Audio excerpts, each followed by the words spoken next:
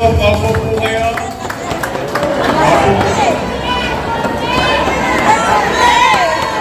Gusto ko yung sinabi ni tatay kanina eh.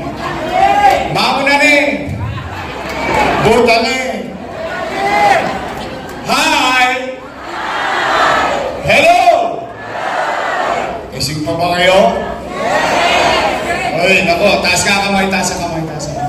Sabay inat-inat. Ay! Lumalagat ako ang mga buto. Ay, thank you ha. May mga poster pa kayo ha. Napagastos pa kayo. Thank you sa inyo. Thank you ha. I appreciate it. Thank you, thank you. Kinagin ko. Anyway, maraming salamat mga nanay ko, tatay ko, sa pagtugon ninyo sa aming panyaya. Alam ko naman, marami kayong gawain sa bahay, iniwan nyo yun. Mamaya maraming titila po na kaldero. Alam nang sayang sa bahay. Nagpag-chismisa kay Yorme.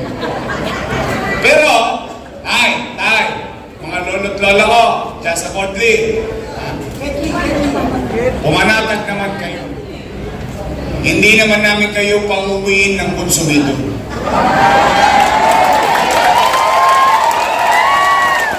Opo. Bakit? Alam naman ng taong bayan, pag maghahalalan, yung mga politiko, magkakaaway. Yung magkakapit bahay, kaaway din. Pagtapos ng eleksyon, yung mga politiko, bati-bati na. Yung magkapit bahay, kaaway pa rin. Hindi nakamove on. Kaya pumanatag kayo. Dito, wala kayong maririnig na mga panira. O siraan. Ang dami-dami ng problema ng taong bayan. Pati ba naman yung away ng mga politiko o problemahin ng taong bayan? Tama po ba? Kaya mabigat ang tagubilin ko sa Yorme's Choice. Sabi ko sa kanila, oy, umayos kayo. Yung utaw, pinuntahan na kayo. Binigyan na kayo ng oras. Huwag nyo nang sayangin yung pagkakataong binigay sa inyo ng tao na marinig kayo. Kung kayo, first time, tatakbo, sabi ko sa kanila, sabihin nyo na lang kung ano ang gagawin nyo. Kung kayo naman ay re-electionista, sabihin nyo na lang kung ano ang ginawa nyo sa loob ng 3 taon. Mag-report kayo sa taong bayan. At hayaan natin ang taong bayan pagdating ng pag-uhukom ang magdesisyon. Tama po ba? Tay, may nangunsubi ba sa inyo dito? Papaluin ko sa puwet. Buti naman. Kamusta po kayo? Hindi salamat sa Diyos. Opo, alam niyo minsan, sa dami ng problema natin, yung buhay na kaloob sa atin, minsan ikinikipit balikan na lang natin. Para bang baliwala lang. Pero sa totoo lang, ilang panahon pa lang ang nakalilipas. Lahat tayo, takot na takot. Nangangamba na baka tayo magutom, baka tayo mamatay sa infeksyon ng COVID-19 noong pandemic. Kaya salamat sa Diyos, ano't ano pa man, yung mga bagay na pinagdaanan nating hirap ng panahon ng pandemya at ano't ano pa man, ang mga pagsubok na kinakarap natin ngayon, salamat sa Diyos, ito tayong lahat. Buhay tayong lahat. Dahil habang buhay, may naman. Nay, tayo. Basta chill-chill lang tayo dito. Steady lang kayo dyan sa Gedli. Real talk lang tayo. Matanong ko po kayo. Nay! Tay!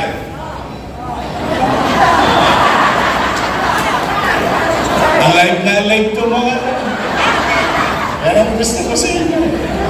I love you.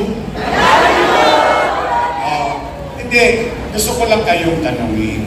Bakit ba kayo naghahanap ng ibang mayor kung meron namang mayor na nakaupo?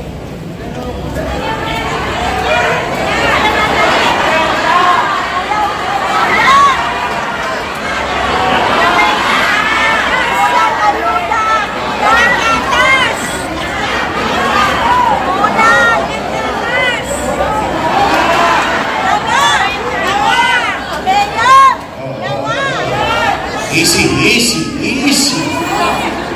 Easy. Puso yung nakadikit lang yan. Kaya ako naman yan natanong.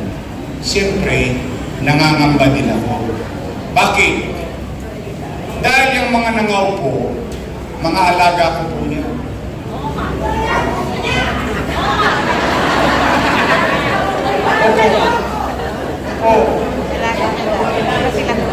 Inalagaan ko po yan for almost 20 years. 20 years. Inaluga ko yung mga yan. Bakit? Bilang pagtanaw ng utang na loob kay Danny. Alam nyo yan. Hindi ko yan kinubli. Hindi ko yan tinanggi.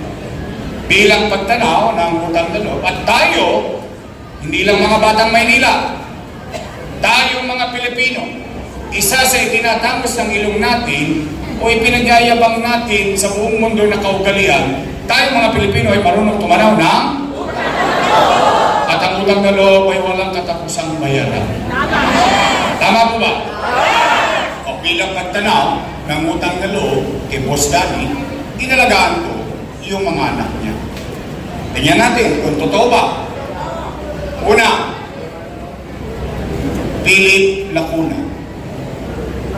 Nakaupo? Nakaupo. Dennis Lacuna. Nakaupo. Lay Lacuna.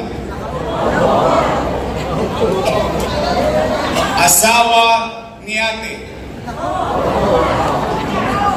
Si ate. Ilan sila? Happy?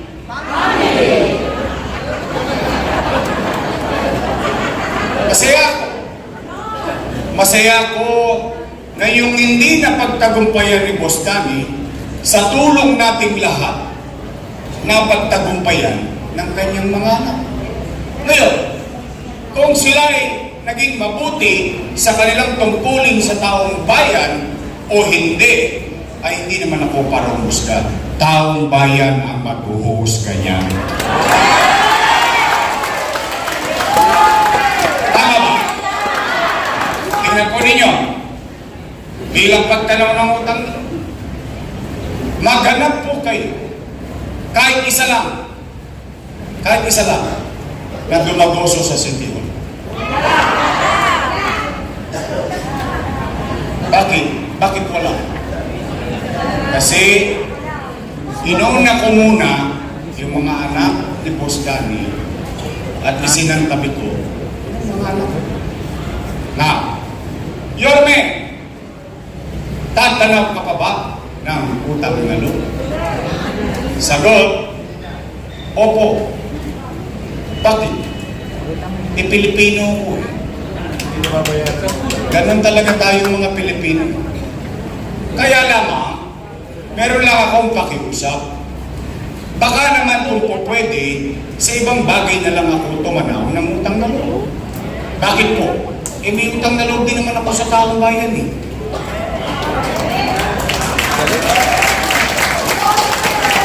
Kung wala ang Diyos at wala kayo, wala naman ako sa kinalalagyan ko ngayon. Tama po ba? Bakit sila nagagalit?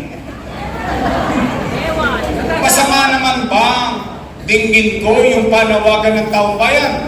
Yung taong bayan ang sumisigaw na bumalik ka na! Bumalik ka na! Bumalik ka na! Yung taong bayan sumisigaw na bumalik ka na. Ako sinigaw, bakit ang bumalik?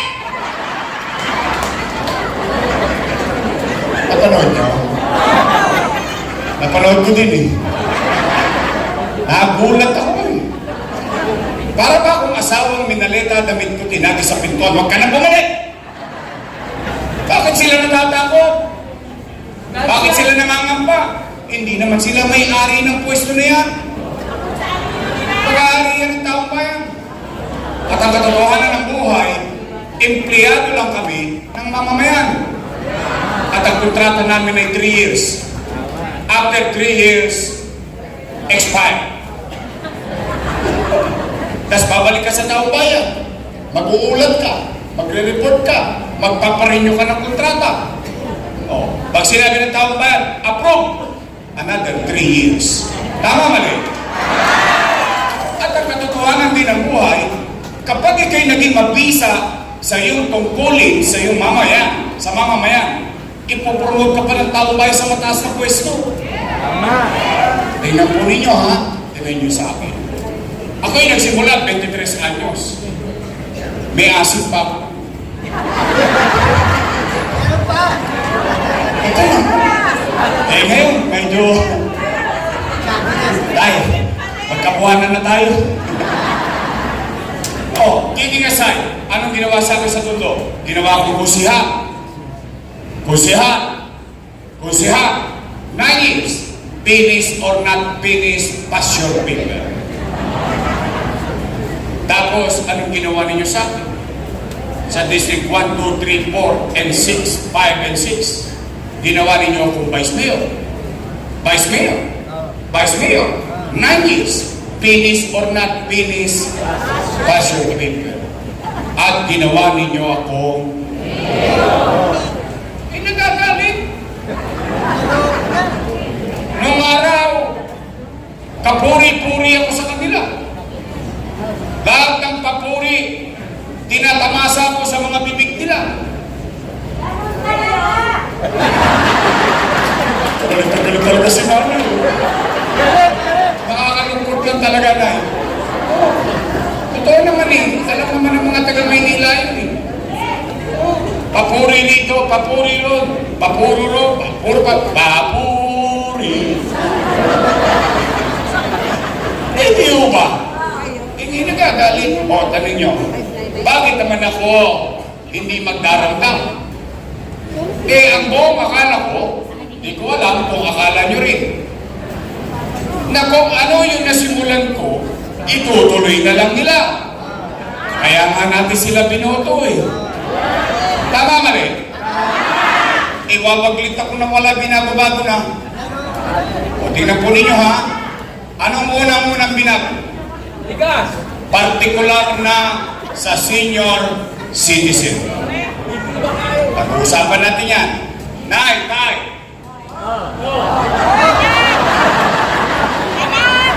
Okay no. Tingnan nyo. Nay, tingnan nyo. For the first time in history, sa hinaba-haba ng panahon ng pamumuhay nyo sa Maynila, for the first time, bumoto kayo ng batang mayor. First time. Kasi binoboto ng mga taga-Maynilang mayor, yung konti na lang ang birthday. Totoo naman. Hindi ba? But you took the risk. You gambled to elect a young mayor. Tay. Di ho ba tayo may pensyon? Buwanan. Totoo ba? Na kapag wala ka sa araw ng payout, forfeited na yung pension mo. Mali yun. Mali yun. Tingnan natin ha, alalahanin natin kung paano ko yung sinimulan. Wala pa naman kayo Alzheimer's, no? Wala ba? Kasi yung iba sa inyo dito parang inapol pa si Mayor Lacson. O sige, Villegas na lang. For the first time, yung batang mayor na yon nakapag-isip ng programa sa senior citizen na mayaman, middle class, mahirap,